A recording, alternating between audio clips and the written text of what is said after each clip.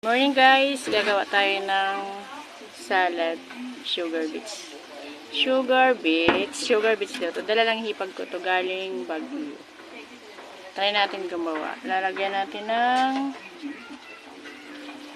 first time ko lang din gumawa nito. Ito yung recipe niya. Oh. Pinggan talaga, sibuyas yan oh. Tapos lagyan natin ng mayo. Bumili ako ng sachet na mayo. Natin ko ng asin para timplahan. Tapos lalagyan ng sibuyas. Parang laki sibuyas guys. Paminta. Pamintang sachet ng bibig. Haluin. Lagyan ng mayonnaise. Sachet lang din ang bili ko. Para tipid ba. Haluin. Lagyan pa natin ng mayonnaise. Halo-halo na natin guys hanggang sa magpantay ang lasa at saka mayonnaise. Haluin lang natin.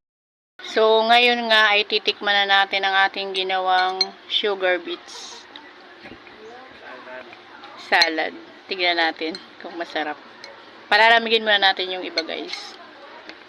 Ito, palalamigin muna natin to sa ref. Titikman muna natin.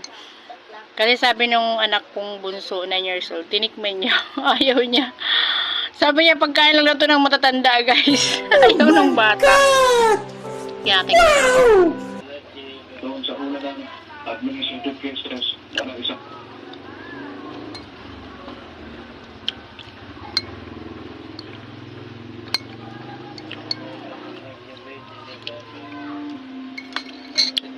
Masarap siya. Siguro mas maganda maraming sibuyas. Dagdagan ko pa ng sibuyas.